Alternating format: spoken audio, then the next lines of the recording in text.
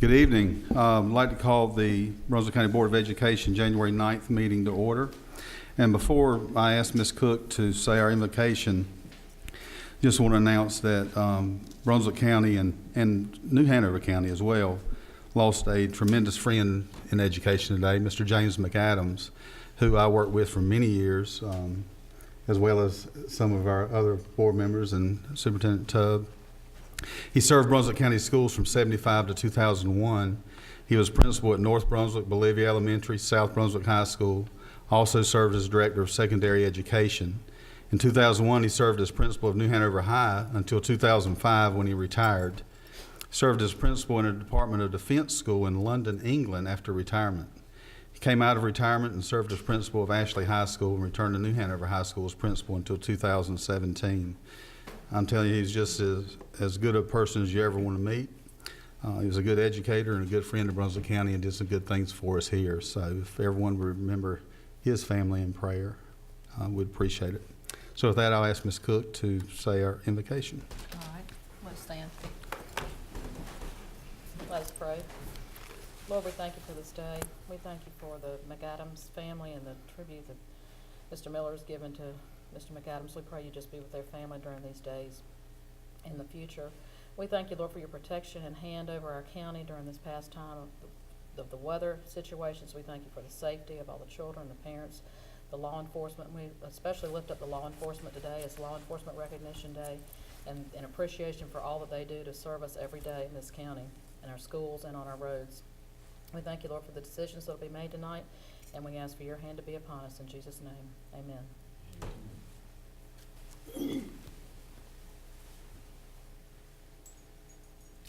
Now we have a presentation of colors by South Brunswick High School, JROTC. Color guard, attention! Carry colors! Forward, march!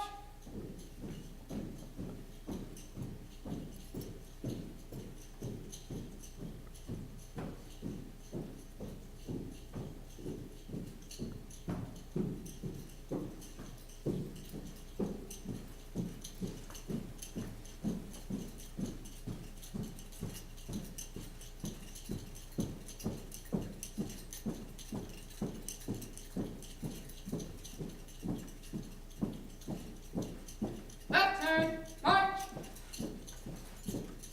Color guard, halt! Present, arms! Please join me in reciting the Pledge of Allegiance. I pledge allegiance to the flag of the United States of America and to the republic for which it stands, one nation, under God, indivisible, with liberty and justice for all. Host the colors.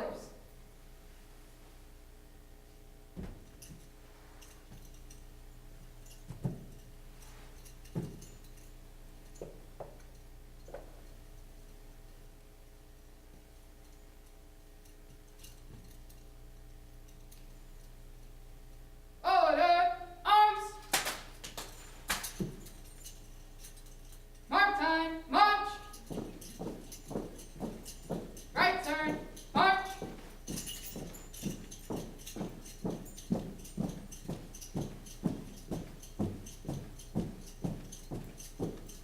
Forward, march!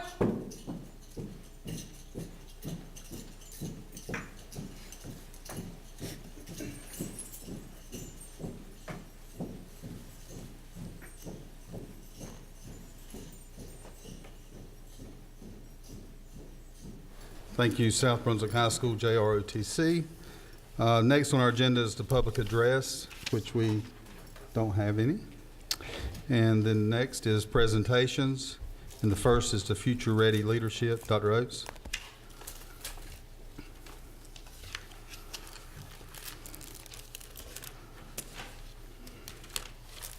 Good evening, board members.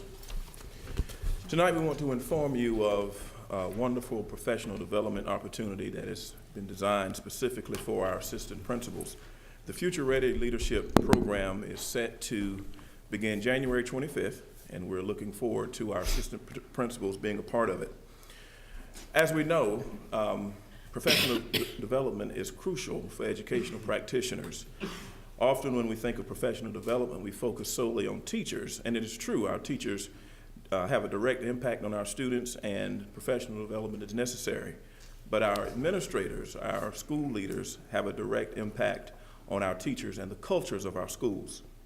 Future-ready leadership will give our assistant principals a set of tools that will help them prepare to be more effective leaders in our school district.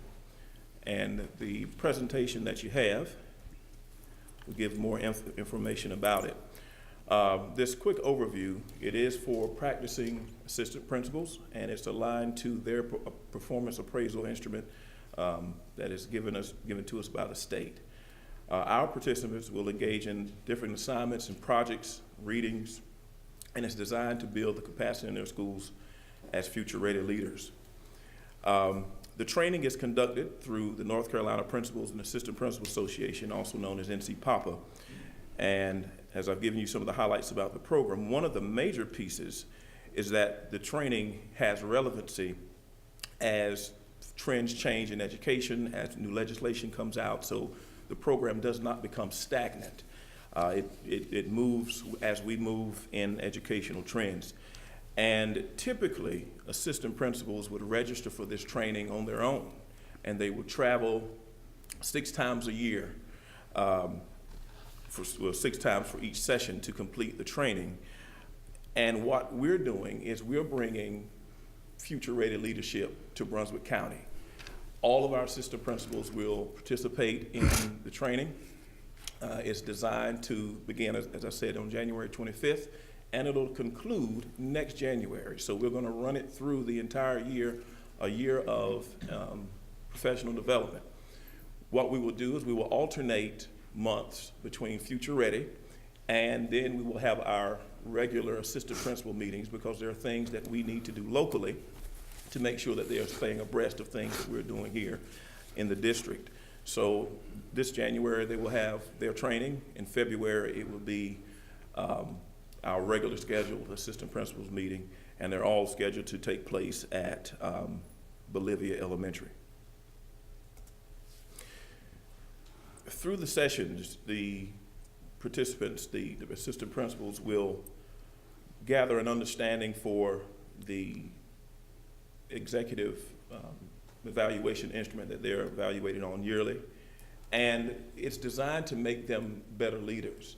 Oftentimes, we're looking to make sure that our assistant principals are prepared to step into the principalship, and that is what this training does in part. It doesn't necessarily prepare you to be a principal, but it just makes you a better leader overall. There may be some who don't want to become principals, but it makes them a better school leader to serve their principals in their current capacity. And as you can see on the presentation, it will cause them to engage on a different level with their principals, because the work that they have to do will require them to meet with the principal and get their input and their perspective on things, and then bring that information back to the next session. And it continually develops their professional growth.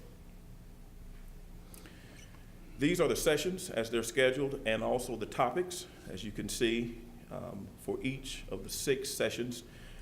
The ones for next year, the dates will be determined as to when they will actually take place, but these have already been set. All of the assistant principals have been notified through NCPAPA, and just last night they received their first set of materials, readings, and activities that they will need to prepare for, because there is a pre-session work, and then there is a post-session work that the assistant principals will have to do. And in addition to that, they will receive 6 CEU credits for this training, and certification as being a future-ready trained administrator, which is highly regarded. We have a few that have already been through this training. This is the 6th cohort, in the state that has gone through, and we have 3 administrators who have completed it and 1 who is currently in it.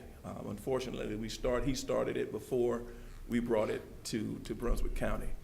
So we're looking very forward to having this take place. And one of the things that we take pride in is that we are one of 2 districts in the entire state that have brought Future Ready training to their district. All the other LEAs, it's hit and miss. Whoever wants to go can go and register and take part in it. We are bringing it to our assistant principals because we are investing in them to become the next leaders that come up in our ranks. So we do think this will be beneficial to them. And as you can see, the program was launched in 2012, and it shows how many assistant principals have been served up currently, 840. And the participation, many LEAs have participated, but not as a total district providing this training for their assistant principals. And again, as I said, it's reviewed yearly to make sure that the program maintains relevancy. So we wanted to make sure that you were aware of this. The assistant principals, when I gave them the information that this was coming, many of them responded very positively. They were very appreciative of the fact that this was being brought to them because they are aware of it, and did not have to travel, did not have to go anywhere to have this professional development at their grasp. And I think it'll be beneficial to our leadership here in the district. Any questions? I have a question in relation to what is the expectation of the school level principal to help them be involved in all these activities as they work through the program, because you know what happens, the assistant principals get pigeonholed. They handle discipline, and that's all they do in some schools. And that's one of the good things of the program. It takes you out of what you are used to doing. If you are being used to dealing with just discipline and those types of things, it deals with every facet of the administrative role.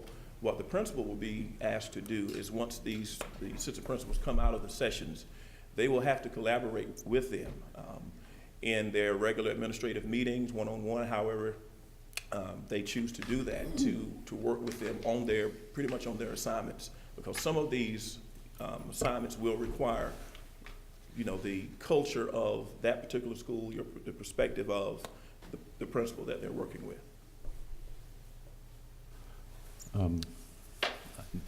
I'm just curious, how much is this going to cost? Glad you asked. We have, through our procurement cards, we have received rebates on the use of our procurement cards. So this is not costing us any, it's costing, but it's not costing us anything that we have to budget for. Tell me you're using the procurement cards too much if you're getting that much credit. Well, it just depends on what we buy. But to answer your question, the cost of this to bring the program to us is $20,000, which was, again, coming from the procurement cards, and we placed that money in our PD budget. How long do you think it'll take us to determine whether or not this is something that we want to fund or participate in over a long period of time? I mean, how do we know it's worth doing? One of the things about the Future Ready Leadership Training is that once you have a cohort of administrators, and we're taking all of our APs and training them through this, really there's no need to do it again. Because our hope is that these will be the ones who will step into the principalship role. And once we have maybe a larger number of assistant principals who have not done this training, have not gone through the training, we would look at doing it again. But it's not something that we're looking at doing on a recurring basis.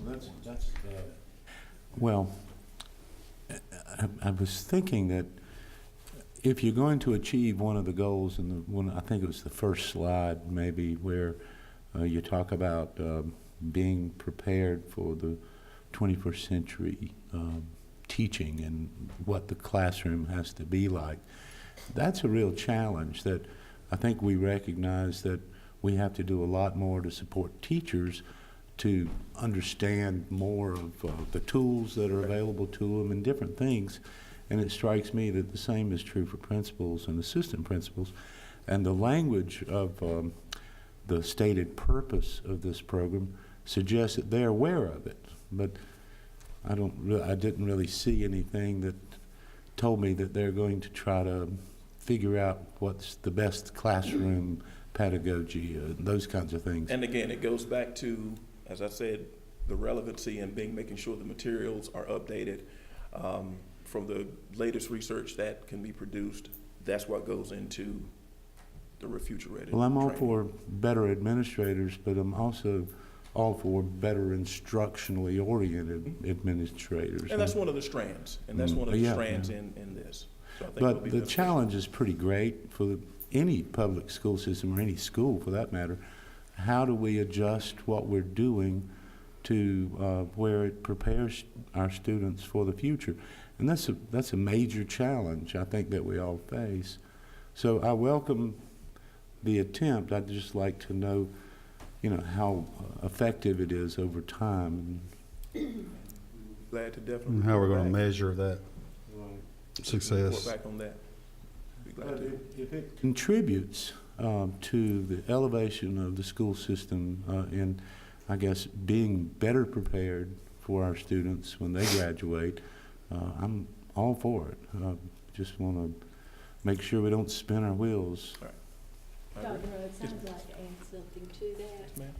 I commend our system for doing this because oftentimes, as Mr. Lemon indicated earlier, assistant principals get pigeonholed, and not just that, but they get overlooked when it comes to staff development or professional development, because everything does focus on teachers, which is, we want that, teachers to be the priority, but at the same time, those who are working with those teachers need to be able to work with them and be a support to them. And that can't happen a lot of times unless they do receive that particular or a particular professional development.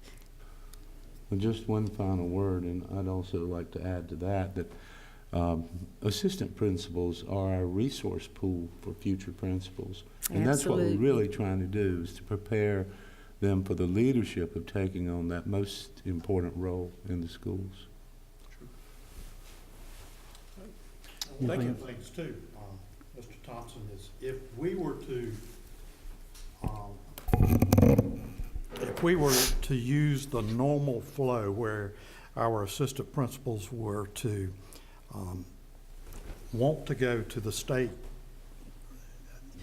we only get 2 slots a year, maybe, for this, whereas we're trying to build a base of knowledge base for our APs to build on and to work through, and what we know that they know also, and to rely on them. And Bill, what you're talking about, finding good principals is one of the toughest things. It's like trying to find a good math teacher or a good exceptional children's teacher. They're tough to find.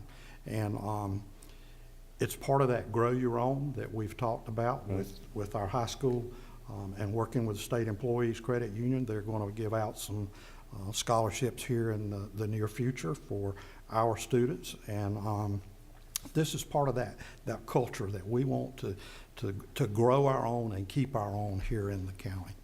That's a great point, because we've made it before. The public school system is like I guess a megalithic kind of thing that takes a lot of time to get it all synced together. As you recall, just implementing new education programs takes years because of the training time that it takes to get everybody trained. You can't do it in one sitting. So I think it's an excellent start. I'd just like to make sure that Sure. it grows in importance and becomes an effective tool for us. Yes, sir. That's what we want to. Yeah. When UNCW sends out these interns for administrative work in the schools, it's pretty effective in that they get these principals involved in making sure those interns do this, this, this, and this. How do they get to that, to having that requirement fall in place the way it does? Because this is only going to be as good as the principals let those assistant principals become involved in all these different areas. And that's I don't know the answer to that. I just know that when I had an intern as principal, I knew the expectation was that I had to do this, this, this, and this, and that was the expectation. Are we at that place with our principals about this? As far as future rate is concerned, the principals have been notified, and we've talked about what this will entail. Well, and the reason I'm concerned about that is because you've been, I know you have in the past, having to have an assistant principal's meeting that to repeat the same information principals got because they didn't go back to school and share it with them. Which is the purpose for doing this, exactly. So they know they have to share that information and work with their principal, their assistant principal for this. So keep that communication line open. Anybody else? Thank you. Not really. Okay, next we have multi-tiered systems of support, Dr. Baker, Ms. Lloyd, and Mr. Quinlan. Welcome.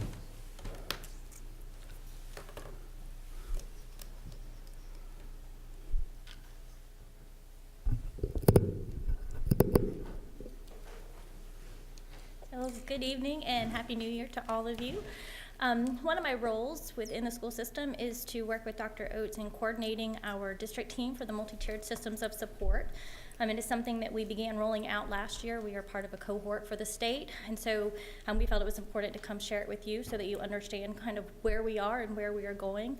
So along with me tonight will be Dr. Karen Baker, who works more directly with the schools in their MTSS teams, and Melissa Quinlan, who will explain how EC fits into the whole system of support.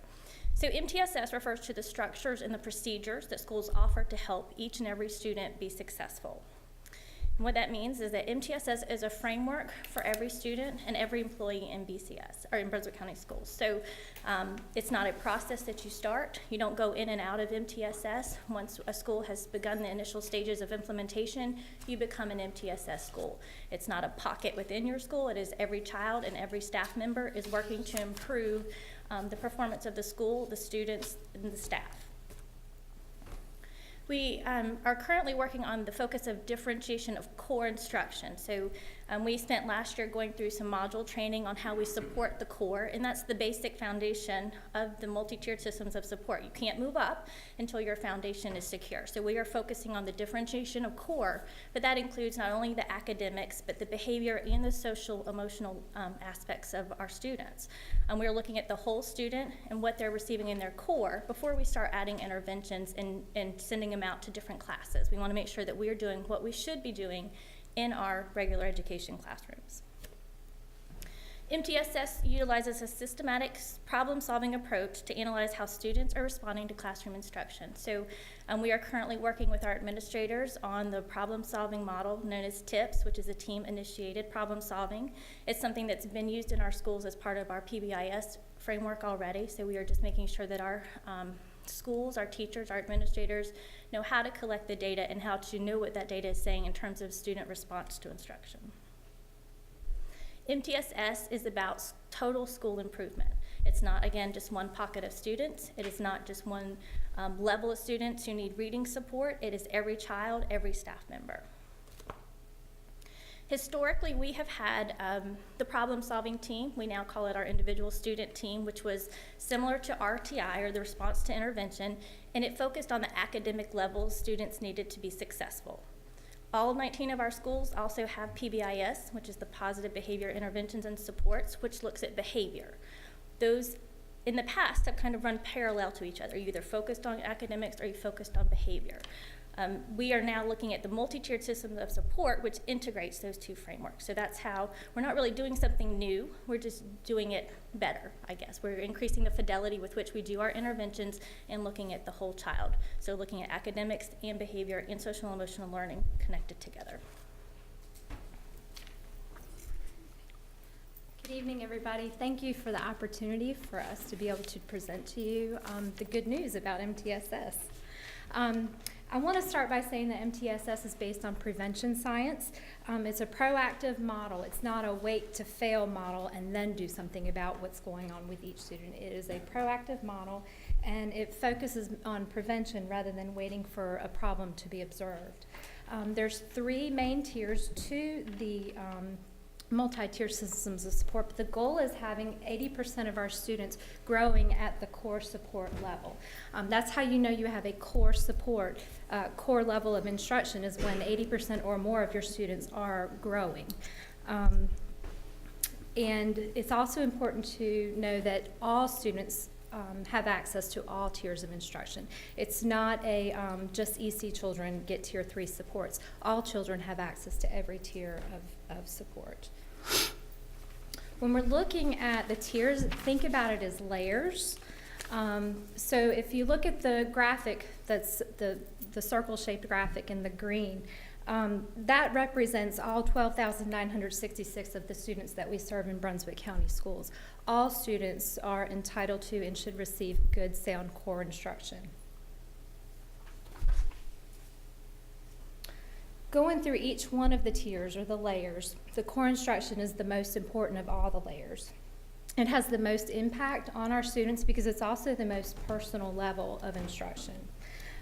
Core instruction is for academics, behavior, and social-emotional learning, and it's important that the core instruction is differentiated for our students, which really goes back to building relationships with our students and knowing their learning styles. It's not a one-size-fits-all at core instruction. We need to know our students, and when we're delivering core instruction, it essentially means that we're using evidence-based practices to deliver the standards. And our county has a tremendous amount of evidence-based practices that we use every day in our classrooms, such as learning-focused lesson plans, and the reading research to classroom practice that all of our K-5 reading teachers and EC teachers have participated in. When we're looking at Tier 1, think about it, the public health analogy. Whenever you go to the doctor, regardless of health concerns that you may have, everybody receives a doctor's visit, gets the blood pressure tested, temperature, weight, height, heart rate. It's everything. It's a universal screener that everybody receives. And that's what core instruction for academic behavior and social emotional should be, what everybody's receiving.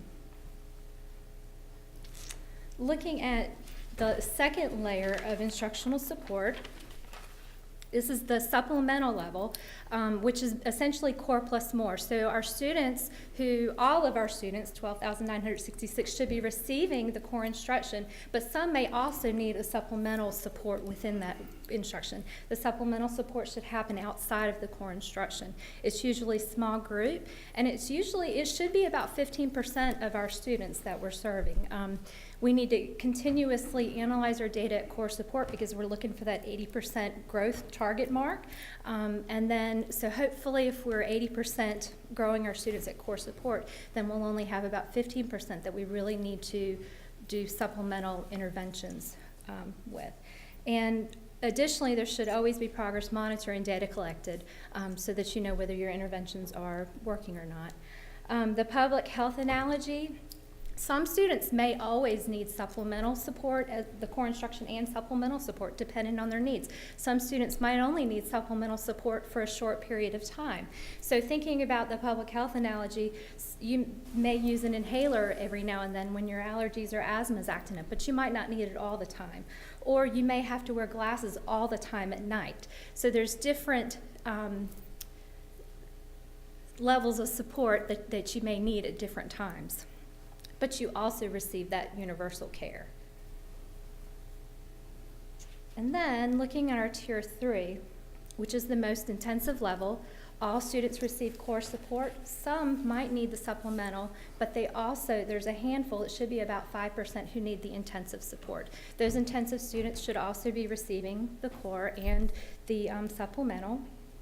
And my public health analogy for this one, being the most intensive, taking insulin to treat diabetes may be an intensive level of health care that you might need, but you also may need supplemental help and universal screeners, or even possibly open heart surgery may be an intensive level of support that you may need at one time, but eventually you may back off to maybe needing a pacemaker, but you're still going to receive universal health care at the same time. So there's a lot of parallels between the different layers of support when it comes to public health and education.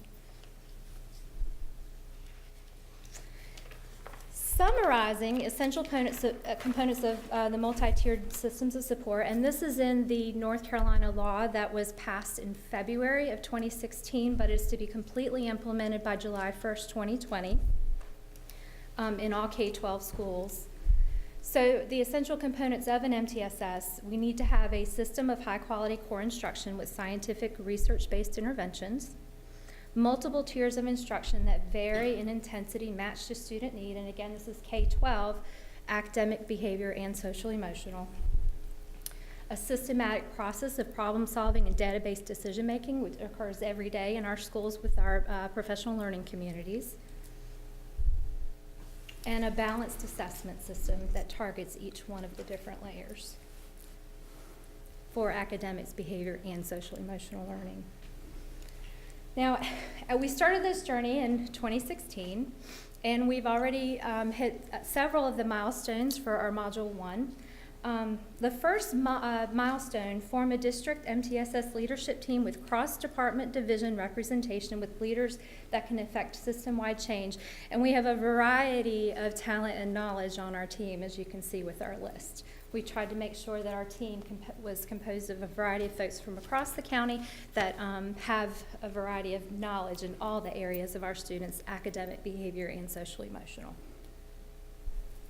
Another milestone that we have achieved, District MTSS team provides guidance and feedback to the district leadership team on a district-wide problem-solving model. We have had monthly professional development at the leadership team meetings with our principals, working on front-loading information and building a common language to share throughout the county. For example, many folks were calling the MTSS a process, and it's not a process. A process is there's a beginning and an end to a process. MTSS is a framework, and it's ongoing for all children and all staff in every building. We've established a feedback loop. We've talked about the district-wide expectations for core instruction. We've collected an assessment inventory and organized it. We have started training on the TIPS model, which is the team-initiated problem solving. We have a district implementation plan. And our first pilot site was Supply Elementary last school year. And I'm really excited to say that as a result of the emphasis that went into core and supplemental supports at Supply last year and data analysis, there was a 33% decrease in children being referred for special education services last year. Wow.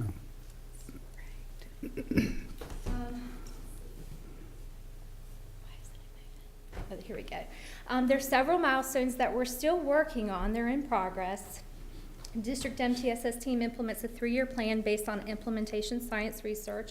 So we continuously look at what we've got in place, look at our plan that we're going to implement, and revise as necessary. We have a schedule of cohorts for our students. So we started with Supply, but then we brought on 6 additional schools this year to start the initial phases of MTSS. And for each year, we've got more schools that we're going to start doing the initial implementation.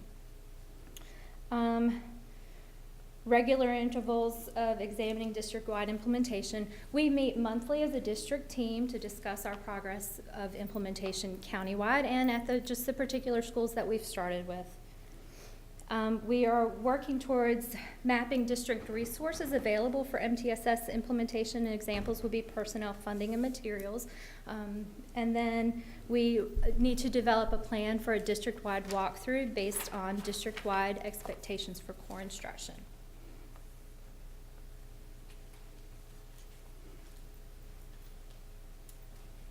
So as far as MTSS and exceptional children goes, I think one of the myths we need to dispel is that this is not a pathway to special education. This is a framework for all students. So all of our kids are general education students first, including our students that have disabilities. MTSS does promote positive academic behavior and social and emotional skills for all students, including students with disabilities.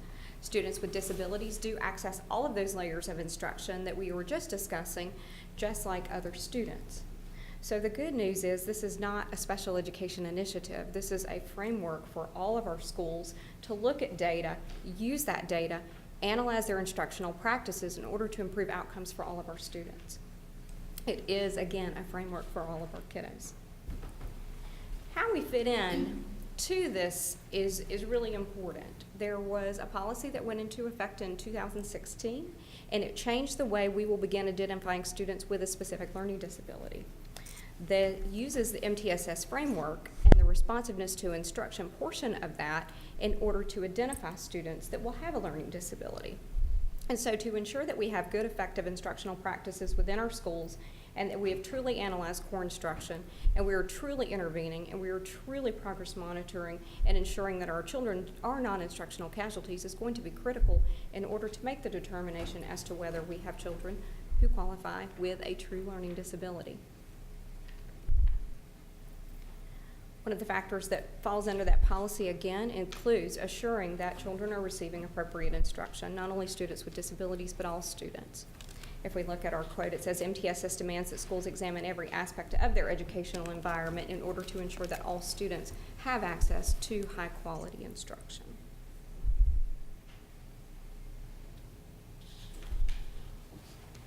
So going back to MTSS, one of the criteria for recognizing a child is in need of special education services is to rule out the fact that did they have appropriate instruction? So MTSS ensures that all of our students, K-12, have appropriate instruction in behavior, academics, and social emotional. By having differentiated core instruction. And differentiating core instruction includes the instruction, the curriculum, and the environment. Those are the three things that we have the most control over in our school buildings. Making sure that there's an intervention system that's systematic, explicit, and targeted for each one of our students, and collecting data to make sure that those targeted interventions are actually working, and if they're not, what is the next step we're going to take to ensure success of our students.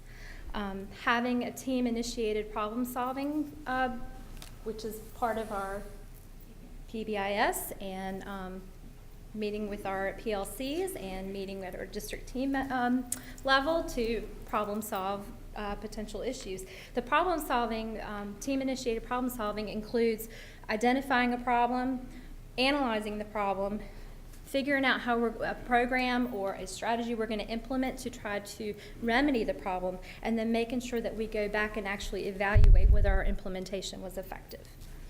And then having a balanced assessment system, which includes universal, diagnostic, and progress monitoring. And again, this is for K-12, behavior, academic, social, emotional. So while we do have a lot of the components of MTSS already in place, we do need to increase the fidelity with which we do many of the aspects. So we had a starting point, and we are continuing to improve from the district down. So we don't ask the schools to do anything that we haven't done as a district team. So we collect the data, we review our data the same as we are asking our school teams to do. So our school was designated as part of the 4th state cohort, so we were 4 of 4. So we began in fall of 2016. We are currently, the district team is going through an online module for Module 2. We began with the implementation of core instruction, and we are now looking at what it means to have an intervention system in place. We are starting with our schools at that core instruction piece. We're not looking at interventions for them because we really want that focus on core instruction first. So our district team is learning a little bit ahead of where we have our school teams. We currently have 6 schools that are in the initial phases of implementation. In fall of 2018, we will start 7 additional schools, primarily the elementary schools, and then in fall of 2019, we will start our remaining 6 schools. We are currently creating opportunities for professional development. We have been meeting with our administrators every month to introduce and discuss a component of MTSS, kind of front-loading information for schools that have not begun the implementation, and working with the schools that are in that cohort currently. The biggest piece about this is the data collection. So we are training them on a model, but really it's to know what data we have, how we can use it, and what it is telling us. I think we all have a lot of data, access to a lot of data, but a lot of times we don't really explain to teachers what to do with it. So that's part of our MTSS framework, is really knowing what data we have available and what does it mean and what is it telling us about our students. So we have some links in the presentation. These are both through NCDPI that you can just access additional information on MTSS. Again, it is statewide. It's not something just for Brunswick County that we are doing. And then our references. Did you guys have any questions about the framework? Yes. I'm trying to make this connection from where we were before MTSS with AIG and special services and teachers supposedly supposed to be doing all this So to be honest, differentiation in the classroom. It's supposed to look like when it's finished as far as who does what, as So far it's- as the extra work that's involved with this? There should be no extra work. It is actually streamlining our teams. We often, in the past, have had a PBIS team that looked at behaviors, or we had an individual student team that discussed the same student that was being discussed in our PBIS team, or you had a PLC that was discussing yet that same student. So the idea within the MTSS framework is to streamline some of that, so they will have all the people that need to talk about this one situation at the table at the same time. We had a conversation about academics, or we would have a conversation about attendance, or we would have a conversation about behaviors, but we weren't always connecting the dots. Ideally, we were, but in practice, I don't know that that has happened. Brunswick County is really a lot further along than many LEAs because we already have PBIS in all of our schools, and we did have an intervention process. The process is there. It's just integrating the frameworks that we have in place so that we have the same student being talked about at by a particular team. How do all these discussions take place? Through grade level meetings They or do. what? That is, so they start with grade level meetings, and then if it needs to be drilled down further, it goes into our individual student teams. But PLCs is a big part of this framework, and making sure that teams know what PLCs should be doing, what should be happening during that time, what data we are looking at, and what is that telling us. So part of where we are in Brunswick County is taking the processes that are in place and making sure that we're doing them correctly. We have PLCs, but are people really utilizing that time? And I think a lot of our schools are, but it's just increasing that time and making sure. Yeah, I we're was doing glad to hear you say that you work with them how to use that data, because gathering data is nice, but if you don't know what to do with it and aren't using it, it's worthless. Right. So And I think that's a big. position-wise down the road, what's this going to look like about? Okay. I know that we have one person. We have one Karen right now, and we need several Karens. Okay. It would be great to have a Karen in each school, but I don't know how it will look, but she's not going to be able to do the level of instruction and coaching that she would be able to need to do for 19 schools by herself. So we will need more of that position in order to support the framework district-wide. So it's another mandate from the state without money. Okay. An unfunded mandate, That's right? what I mean, yeah. And then we do receive a lot of unfunded mandates, unfortunately, to our misfortune. But I think what it does is it challenges us to be better. It challenges us to analyze that data within our schools, look at the framework within our schools, restructure in order to accommodate the children that need accommodating, which is all of our kids. Well, that's great, but do you know the origins of this program? Didn't it find its way to the General Assembly and it's part of the obligation, or is it straight from the Board of Education? It's a framework for looking at whole school improvement. So it's not a site where you go and you Google a program and you say, okay, we're going to do this or this. It really goes back to looking comprehensively at all of your data, looking at all students, and then creating systems within your school in order to support students. Well, So, like Mr. Lemon, I'm a little concerned about the added burden of participating in it. I mean, it's hard to think about more than a few things at a time, but teachers are really good at doing, but this is throwing one more ball into the juggling act. But before you go, I'd like to ask the question, where did it come from? Is it something that other states have successfully implemented and that we have data that says, look, if you do this, you're going to be a better school system? there's extensive research on responsiveness to instruction. And within the links that we provided, that are embedded within the presentation and within the researchers and the references that we provided, you'll be able to drill back and look at some of the origins. This is not a new model. Our state has shifted from calling it response to intervention, which many of you who have been in education have heard that terminology, to merging responsiveness to instruction with positive behavior interventions and supports to create multi-tiered systems of support. So it's not new. It's really truly looking at instructional practices within the school. So when you say it puts more burden on teachers, the goal is to not put more burden. I'll give you an example. So when you look at standard protocol, And we created this, and included this in the presentation. When you look at standard protocol, you go to the doctor, and you give them certain symptoms. And you might say, coughing, sneezing, got a headache. I might say, oh, you have a cold, so we're going to give you a Tylenol. Or you might decide that you have more symptoms, so you might have to have more intervention. So it's going to be tier 2. And then you might be in critical condition and you might end up in the ER. You might be a tier 3 kid.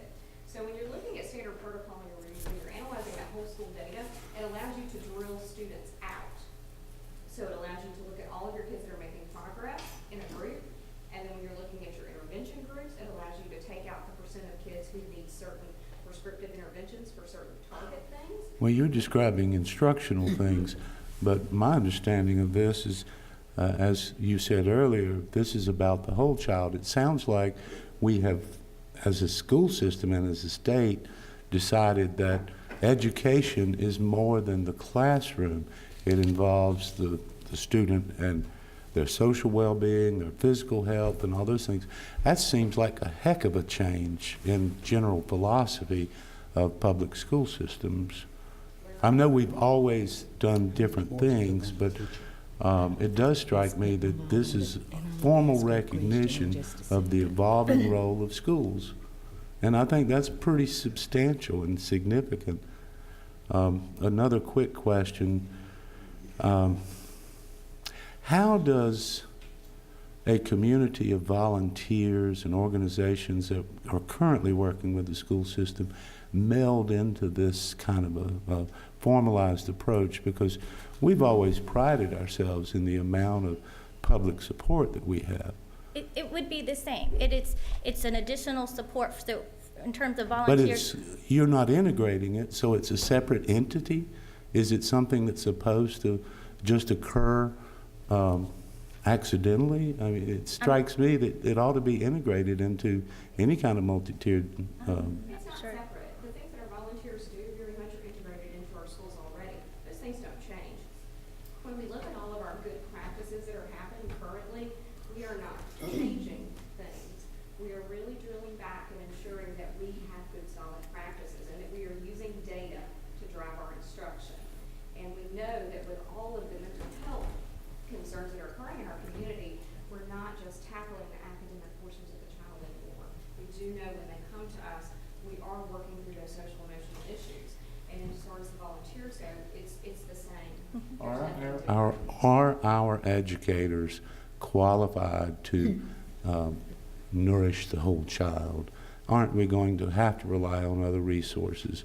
Because it seems like to me a big task to focus on instruction in the classroom. Mm-hmm. And are we, and this is maybe a question for the superintendent, are we doing anything with our volunteer programs to begin to make things sort of mesh? Because being integrated doesn't happen by accident. I think we are. Our Best for Kids program that we'll be kicking off here very shortly will have dedicated volunteers working with Letterland for students who fit under this umbrella. That'd be an intervention. That'd be the first level or second level intervention. Be the second or the third level. And then the teacher will identify using this model that this is a student that needs additional resources, additional time. And then we will have those dedicated volunteers that will come in and work on the reading. Well, you make the point that it seems like to me that if we have to do this, according to what you're telling us. Yes, sir. Then we need to make sure that we're handling it in the most effective way that is the least stressful for the classroom teacher, because their obligation, first and foremost, is instructing that child 1 hour of instruction so they grow an hour. A year's worth of instruction and a year's worth of growth. And you're hearing progress monitoring. Mm-hmm. That's a new term for formative assessment, where the teachers are looking at what's happening. I know you shake your head no, but in a way, It was a me. you agree. Sorry, it was a completely separate thing. Sorry, I was asking. But, yeah, okay. But it's where the teacher looks at, and the group of teachers in this case, or maybe they bring in the counselor to work with, and they determine this is the level that this student needs to be, tier 1, tier 2, tier 3. What can we bring in to help those students? And in the case of Best for Kids, this is in the reading arena. and helping our kids understand how to do what they're supposed to learn, the reading pieces and parts out of Letterland. And we're training those folks, and they will be assigned to the same student 2 times a week for this year and hopefully next year too, because we think that the program is set up on a 2-year for the volunteers. And they'll have a toolkit that they walk in and check out and go to their student, and then can report back, here's what's happening to the teacher, and if there's an issue, that's one way that our volunteers can fit into this. Well, I think I'd like to be assured that we are going to be strategic about it, because it's a resource that I don't think we can do without. I think that We have 85 identified volunteers right now. yeah. Ms. Quinlan, you mentioned RTI earlier. Now, does that fit in like PST, those types of interventions, those types of settings that are already in place that teachers are working with already to a certain level? So the good news is we have so many of these systems already in place in our schools. Mm-hmm. We do have a problem-solving process. We are looking at individual students. We are looking at groups of students that are at risk. Right. So much of what we already have in place is just continuing to work at fidelity. So yes, to answer your question, that responsiveness to instruction, we are already evaluating that within our schools. Where we are looking to improve is that data component. And you do have, as you said, the progress monitoring piece. In talking with some teachers today, they are today progress monitoring, and not just that. When you look at it as a whole, it's going to be a lot of the procedures we already have. We're just going to make it more intensive and streamline it. Is that what I'm hearing? Well, and part Okay. of that is professional development on what to do with the data. Right. We have the data now, what do we do with it? Exactly. So- Okay, so a lot of it we are already doing. It won't put that much more burden on teachers because most teachers are already involved in it to a certain degree. The goal is to relieve the burden by being able to streamline, which is Right. what the framework does, is streamline many of our processes. Well, we'll know educator satisfaction surveys, working conditions. I would like to point out that public school systems seem to be have another name that's being created, Letterland. We have so many acronyms that it's hard for the public and frankly board members to keep up with all of them. It takes former educators to actually interpret sometimes. So. Well, So minimally, to make this work, how many positions do you think we're talking about? 19 is not 19. realistic. it's like You know about that. 18 more to me. Since budget's right around the corner. Yeah. Step one is for us to analyze what we currently have in place. What positions do we have that we can structure to be more efficient to support this process? And then discuss what additional support we need after we've looked at what we have holistically. So we are in those training phases because we are on module 1, module 2 now. We just completed module 1. And as we go through those processes, I think it's important for us to look at our existing resources and then what additional resources we will need additional resources. Just because the needs of our children are becoming much more intensive. Our district is growing. Every day it's growing, so you're going to continue to need resources to support it. I think Dr. Oates is an active part of our team and will be able to support us in that conversation. Well, we realize you ladies are the messenger of a program we have. We appreciate you It's- recognizing But it's just concerning that mandated programs that may take positions, and in House Bill 13, where we are way still short of meeting that goal, is just very concerning. And our county commissioners have been very gracious in our county, but the well is drying up. And so, Well, and I wanted to say that, we're really focusing on core instruction right now, and our instructional coaches that we have throughout our system, core instruction is their wheelhouse, strengthening core instruction. So while we may end up asking for additional positions, I feel like strengthening core instruction, using our instructional coaches to strengthen core instruction is going to be a good step to start. Let me just add to that. It's encouraging to hear that we're talking about positions being allocated for next year's budget when it comes to MTSS. And as they talked about, and as you brought up to Mr. Thompson about the whole child, it's going to require that we have positions not just in the instructional realm, but we're going to need positions in student support. I know Ms. Davis has for years stressed the need of nurses, for social workers to address the needs that we just talked about that deal with children that we serve every day. So when we're talking about MTSS, we're not just talking about another Karen. We're talking about some of those positions that Ms. Davis has been cheerleading for, and any other positions that can work directly with the MTSS process. So again, thank you for your encouraging words. I really appreciate it. Well, I just hope you have a money tree growing somewhere. You know, I had a teacher tell me today that in her 14 years of teaching, she's had like 20 different programs. And I just want to make sure it's not putting more on the teacher, and especially when we're needing more teaching positions now.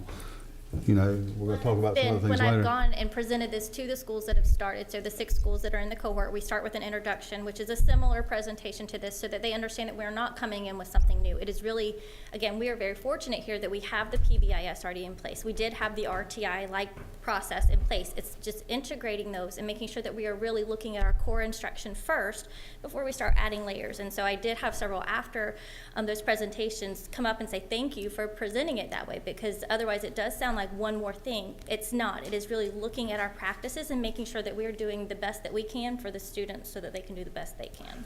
Thank you for bringing the message. One more thought, Mr. Chairman, if Yes, sir. you would indulge me.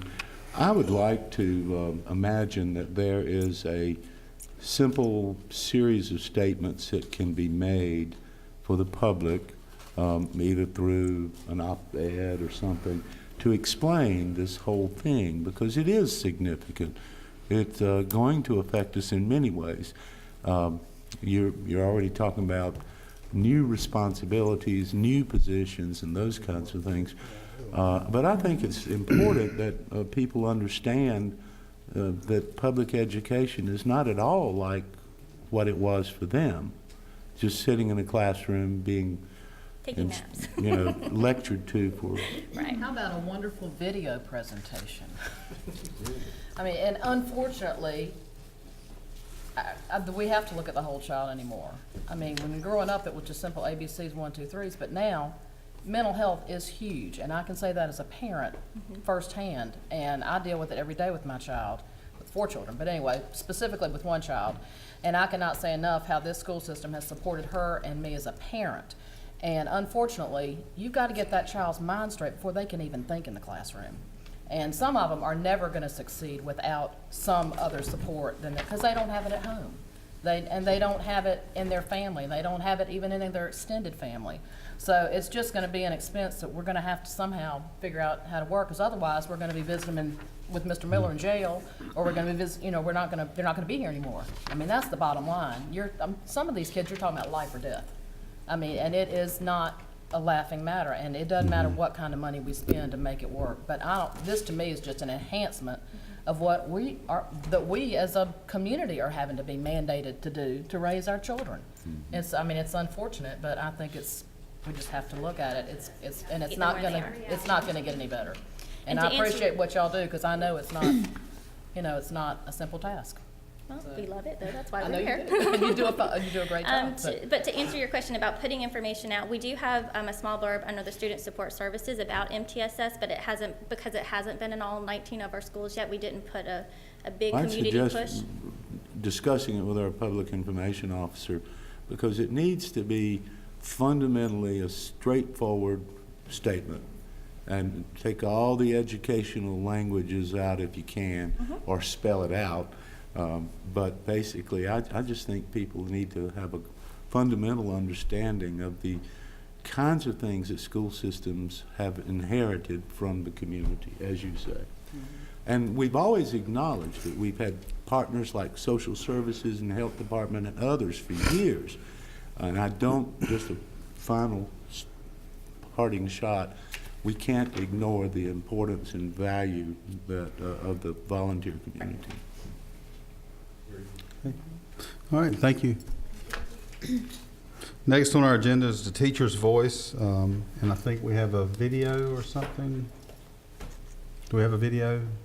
Ms. Carolyn could not be with us tonight, so. Ms. Phillips is with her son during the storm, ice storm. He fell Morning, everyone. I'm sorry. Here she is. and broke his leg, and he had surgery today. Yeah. That's understandable.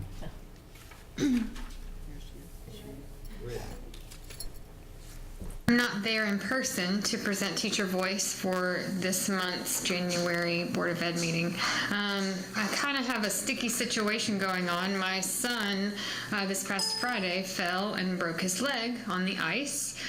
So we spent a good portion of Friday at the ER. And unfortunately, after today's orthopedic visit, he has to have surgery tomorrow, so I will be out half a day tomorrow and all day Wednesday with him. I hate that I am missing tonight's meeting because I was hoping for a continuation of our conversation in December, but I do want to make you aware of my experience that I will be venturing with NCAT next week. Plan on leaving next Tuesday the 16th to Ocracoke and coming back the 19th on Friday. And lucky for me, the staff development is based around developing teacher leadership in and out of the classroom. Based on the syllabus, we will be defining what teacher leadership is. We'll be demonstrating leadership by advocating for students and promoting positive change with policies and practices. We'll be studying the PLCs and their effectiveness and the 5 levels of leadership, the PLC coaching cycle, and I plan to leave with a PLC action plan for Brunswick County teachers that we may be able to use in order for them to use their personal leadership skills to implement or improve on their PLCs at their home school. So that is my main objective for attending this NCAT seminar.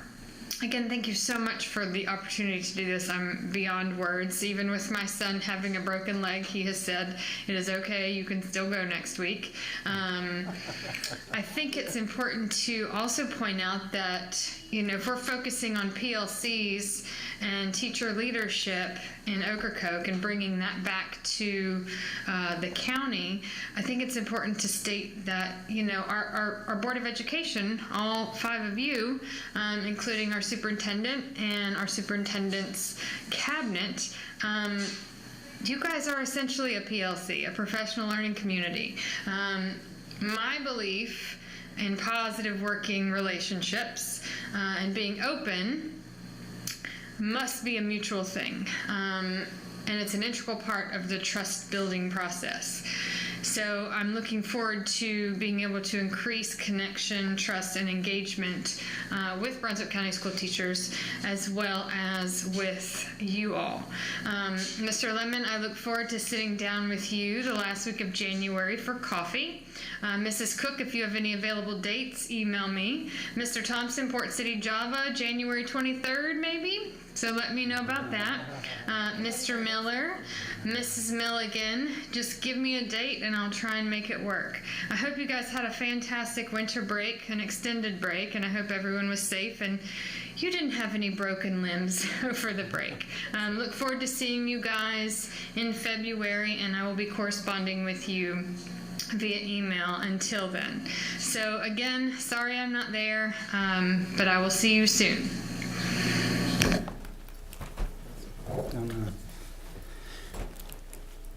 Any comments? That was awful nice of her to take her time out to do that. Wish her son well. We don't have a number 4 under presentations, but I feel led to introduce somebody. Hope it's okay with my fellow board members, but Mr. Simmons, would you come to the podium? This is Daniel Simmons. Everybody in the room may recognize him as a former news anchor for WWAY.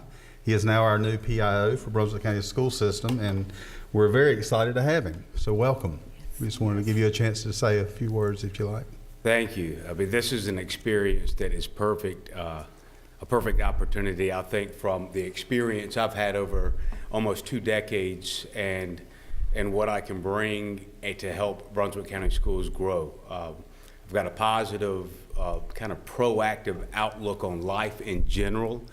And so me coming in here and joining the family, the Brunswick County School System family, is just going to make everything I know and everything I'm really good at have an impact. And I'm all ears. I'm the constructive criticism kind of guy.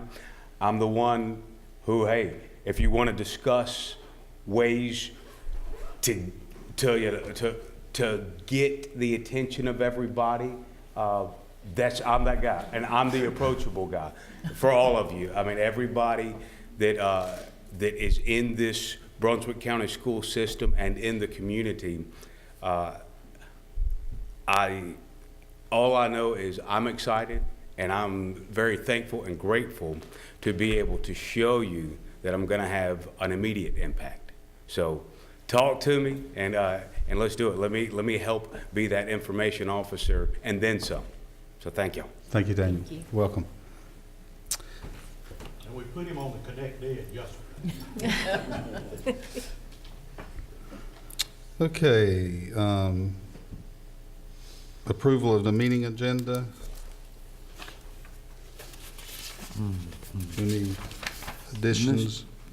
Mr. Chairman, where does the discussion regarding this resolution take It's not, we place? need to add that. I would think number 5, maybe under discussion, announcements.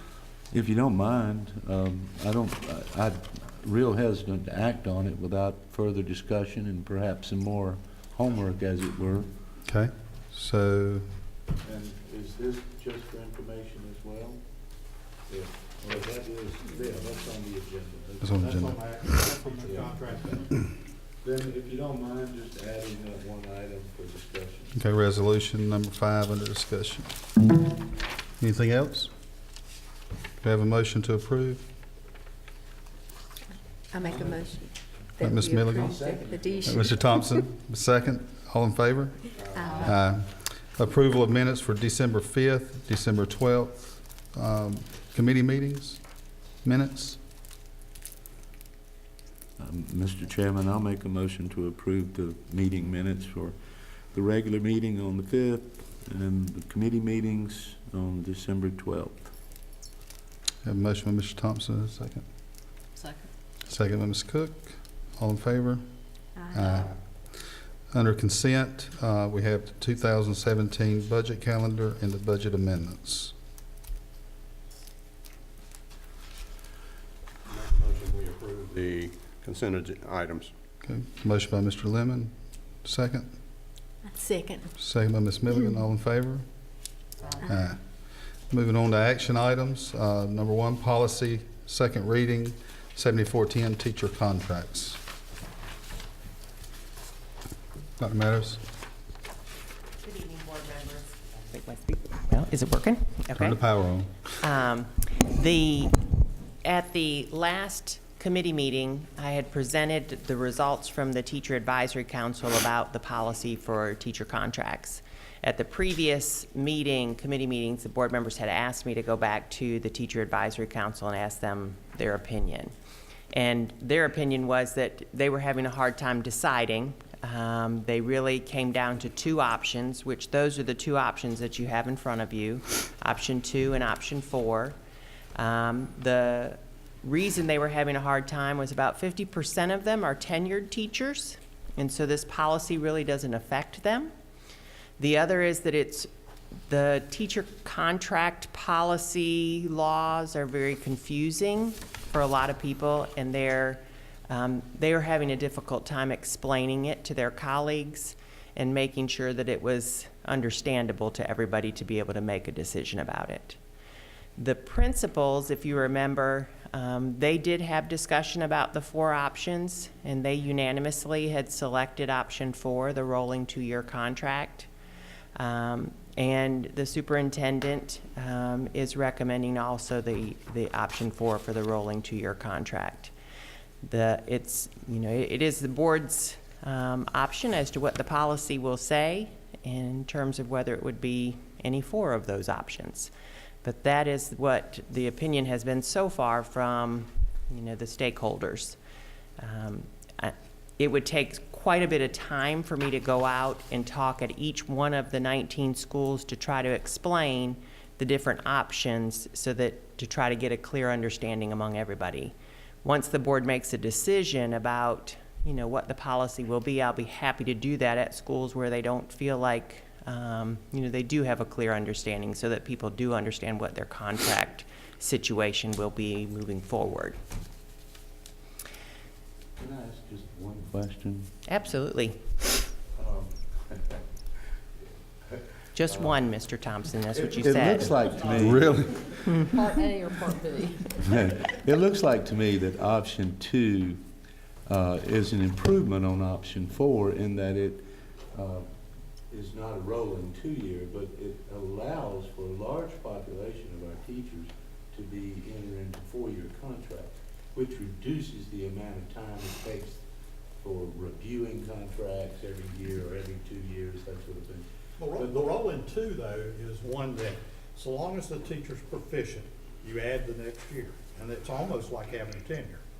You keep a year, you're a year out, and if you maintain it, then you're another year out. And then keep the 2. Whereas the 4, when you reach the 4, you have to do all the determination and come back and do the whole contract. So the rolling 2 doesn't require evaluations after 2 Yes, years? it does, but it's the same evaluation that they get anyway. I mean, they. Well, I went over my one question, so I won't argue about it. I'd go Whichever along you with the consensus on the issue, but it just puzzles me that why we wouldn't do 4 years. State policy and law require every teacher to be evaluated every year. So it doesn't, that evaluation process has to take place, no matter what kind of contract they're on. So the contracts are informal anyway, in a sense. It's just a formality, right? Because the expectation is that you're going to keep your job unless you're doing a lousy job. Right, and at that point, you won't get a 2-year contract, you'll move to a 1-year, and then show that you can improve to be able to then move back to the 2-year. Or move out. Or move out, go to a new career.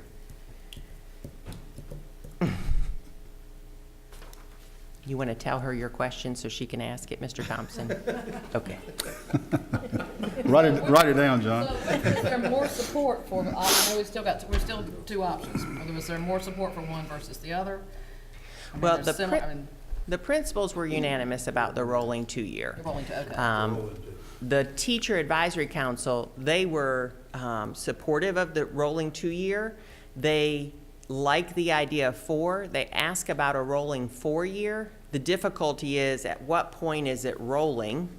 Because you really couldn't roll to 4 years until after 3 years to then add 3 more years on.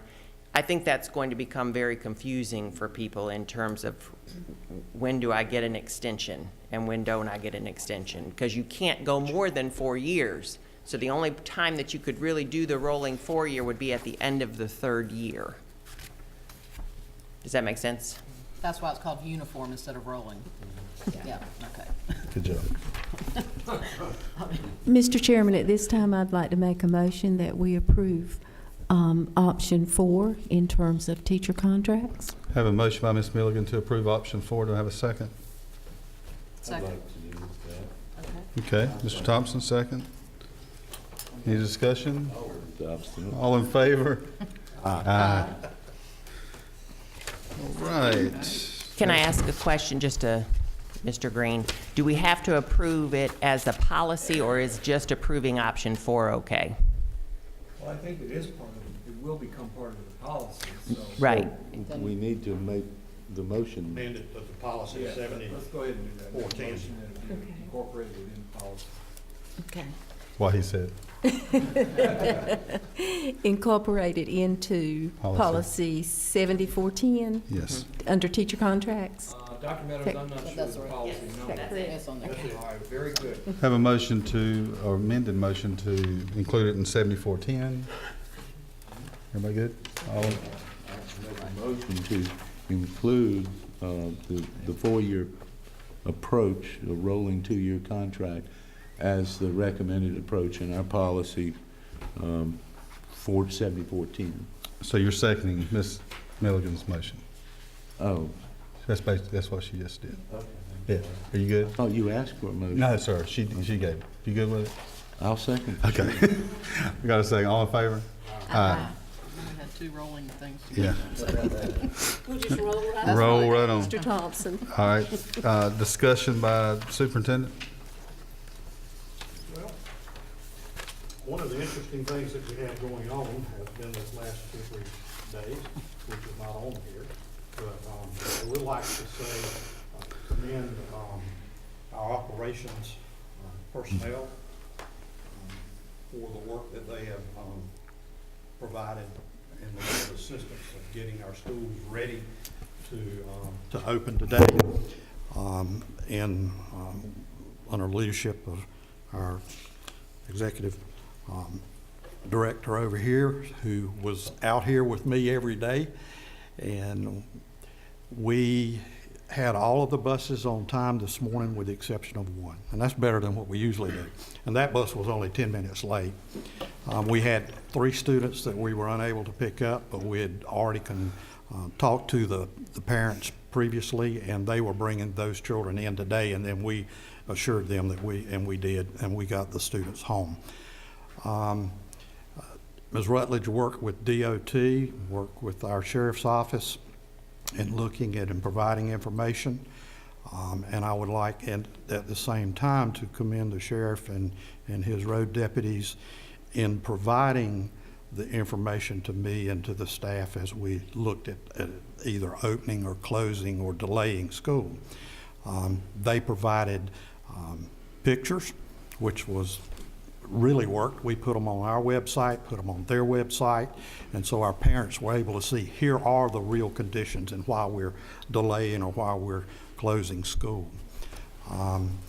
Both of those groups did an outstanding job in helping us and need to be commended for their actions. In looking at these announcements here, the interesting ones will be our operations update, which we talked about in the committee meetings, and we would have Mr. Eckert here to answer and go a little further into detail, but Mr. Eckert has also had surgery this past week on a knee, and he is out for a week or so. About to have surgery, right. Yeah.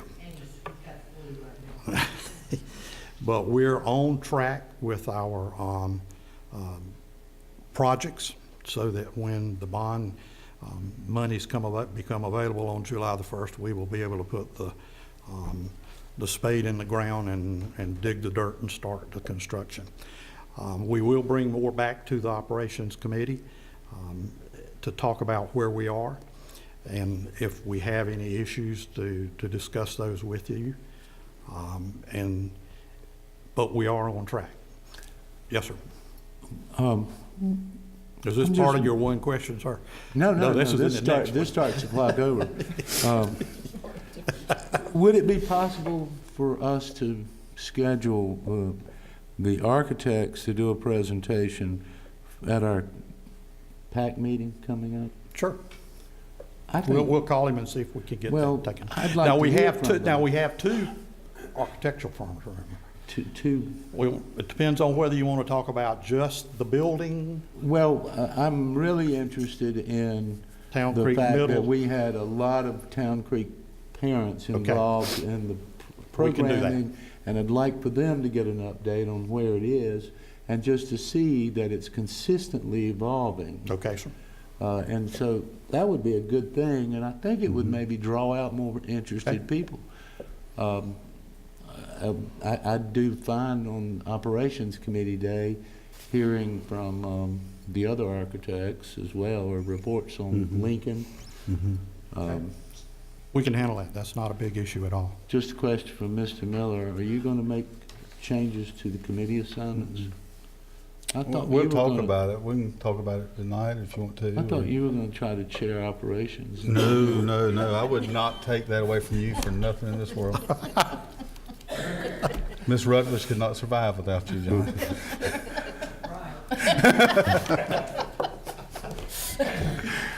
Well, based on the snicker level, it's a wonder you've survived this long. Yeah. With that said, January the 23rd is our next committee meetings. Parent Advisory Council on the 30th at Cedar Grove and Ms. Cook. And then our next regular board meeting on February 6th. But I want to echo something you said about the storm, just to give people I got it pulled up here on my phone. During the storm, the sheriff's office, we answered 366 calls directs. 366 in like a 4-day period, with a total of 974 calls answered in a 4-day period. So it was a busy time, and I think Equally distributed around the county? yeah, but mainly the north end, Bolivia North. It's nice for you to give Leland credit. Yeah, Leland, go Leland. I mean, they just dumped on y'all up there for a while. Yeah. So, I think we brought up I think you made the right calls. Thank you. You know, one child hurt is not worth We don't live another with it. day. That's right. So I think that everybody worked together as a team, the county, the schools, and everybody. So commend you for that. Thank you. So now we got to talk about some makeup days soon. But next on the agenda is resolution. One quick one, Yes, sir. Mr. Miller. Are we going to address at some point the schedule to allow elections to occur at our schools on work days? I think the superintendent's already got that handled. You've worked it out? We're working on that, yes, sir. Now, the big glitch right now is what happened with these 4 days that we've got to make up. Right. That's an issue there. Okay. I think we'll have more discussion next week at our Yes, committee sir. meetings. Yes, sir. on makeup days and that, but we have had that discussion. Well, I think it's a great point to make to our legislators about flexibility in our schedule. That's something that I'm not sure has been brought up as a basis for extending our calendar a Yes, little sir. bit, and it doggone should be.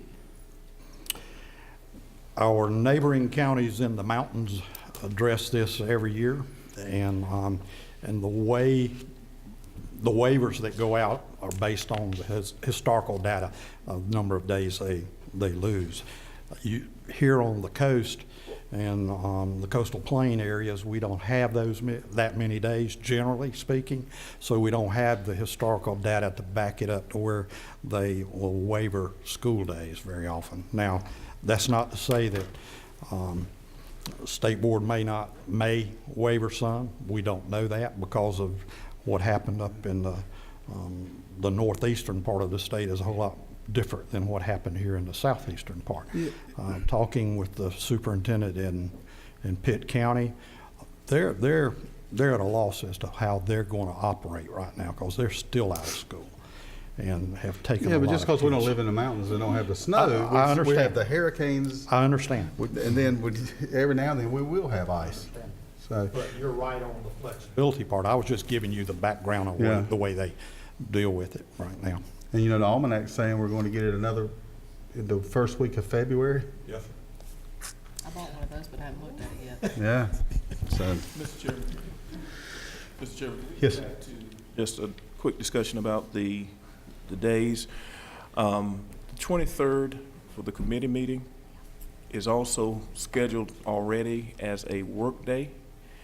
Although we may need to make changes, make a decision as far as makeup days, the 23rd is approaching. If we're going to make a decision, at least for the 23rd, we need to do that immediately. Or sooner. when's our committee meetings? On the 23rd. And on our current calendar, the 23rd is a required work day. So if there were going to be any changes to that, we would need to make that soon. Is that for staff development, Dr. Oates, on Yes, the ma'am. 23rd? That was a, I would recommend that we make at least the 23rd a regular school day, and then that leaves us at the central office to give you another recommendation for the 3 other days on the 23rd. and also the end of the semester for high school.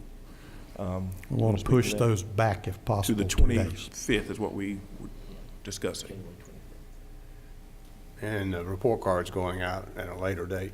Yes, sir. Would it change exam schedules, or Yes, it would. that would change them? Right. In losing the days, first semester is going to be cut much shorter. So if we were able to get the 23rd in, we would bump it back a couple of days to replace those days in first semester. The exam schedule will always be the last 5 days of the semester, but that would give them additional days this semester to make up some of Move the that semester loss. back 2 days. It's supposed to be next week. But that information we would want to get out as soon as possible. So what's the pleasure of the board for the 23rd? I think we make it a school. Yeah, we need to Yeah, use it. definitely. And then one of the things we wanted to do was we have a couple of options, and we want to survey teachers, and we will be putting that survey out for the remainder of the days that we've missed, and get the teachers involved in saying this works best for us. And at the same time, we will have some opportunity to talk to parents too. Sounds good. Need a Anything motion? else? We need a motion for Do we that? need a motion? Yes. I'll make a motion that we make the 23rd a regular school day, that the semester be extended 2 days, and report card day be extended 2 days. appropriately. Have a motion, second, any discussion? All in favor? Aye. All right, PAC meeting, okay, let's talk about the resolution. Mr. Thompson? Ms. Milligan? Mr. Chairman, I was trying to talk about the resolution a little bit when we were talking about the intervention programs, because it seems like they're very much related. They're mandates that we have to comply with. My only concern, I want clarification on this, is that whenever I hear this whole question on the news, I hear from the legislature, particularly the Senate side, say, well, you've known it was coming for 3 years and we've given you additional funding. What have you done? And that was part of the answer right there. We've got new personnel doing things that they've also instructed us to have without providing funding for it. So I really would like some sort of statement about whether or not we have actually squandered the monies they've set aside for the expansion of reduction in classroom size. Okay. I Ms. don't think it's possible. Okay, but- Ms. It's not. Cahill. It's not. Ms. Cahill has looked at the 2009 or 8-9 school year, the number of teachers that we had during that school year based on the classroom sizes that we were given and the flexibility associated with that. In turn, she has taken our average daily membership for right now and has looked at the number of teachers that we were allocated this year, and pushed that back on the 2006 comparison to apples with the same average daily membership. Now, you would think that in 2009, we would have fewer teachers based on allocation and larger numbers, and that we would have received monies appropriately as we've moved to 2017-18. Ms. Cahill, how many teachers would we be in the arrears? 20. Can I just kind of summarize that a little Yes, bit? please. So if we use the funding formula for how the state gave us teachers in 2008-9 and compared the funding formula for how they allocated our teachers this year, and then applied our current ADM to both scenarios so that you're comparing apples and apples, with we would have received more teachers in 2008-9 than what we're getting today. So we have, in essence, lost, comparing apples to apples, 20 positions. So in our scenario, we have not gained positions in teaching positions from 2008-9 to current. You know, we're a data-based organization. It just occurs to me that you ought to be able to do a spreadsheet and be able to do a pie chart or something to illustrate positions added, you know, during that same period, new positions added. Sure. And whether or not there was a growth going the other way for the upper levels in the classrooms. As the lower level classroom sizes have shrunk, we've had to offset it by, down the road, pulling teachers from the upper grades to the lower grades. And it ought to be able to, seems like we could Okay. do something visually. We'll bring that to you at the committee meeting as we continue the discussion about the resolution and where we are actually I'd like with. to put this off because I Okay. just feel like there's unanswered questions. I want to take those criticisms to heart and fairly because I think it sets an awful precedent because they're currently also recalculating or considering different ways to fund public education. And I don't want them to go down a path that is really filled with a lot of question and maybe not as reliable because we could lose even bigger in some sort of new funding formula. If there's presumptions that aren't true, I'd like to be able to demonstrate what our real issues are. I'd like to have it on paper from Ms. Cahill. We'll put it together for you and bring it to you on the 23rd. If I can add one more piece to that. You had a conversation was mostly about K-3. So when they say they've allocated more K-3 positions, that's true in total.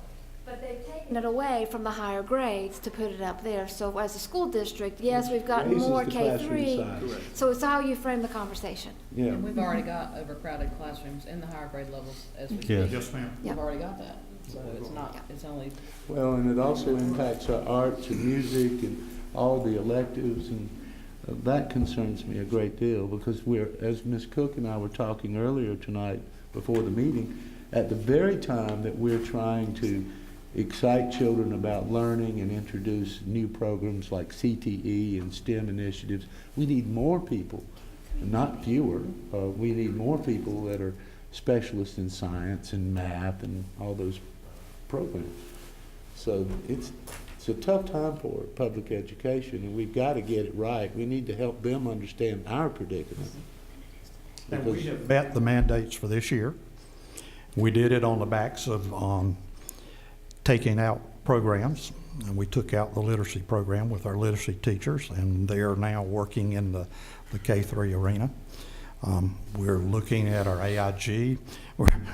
We're looking at the art, the music, and PE programs for next year because it looks like we're going to need 11 more teachers just to meet the expansion of the mandate.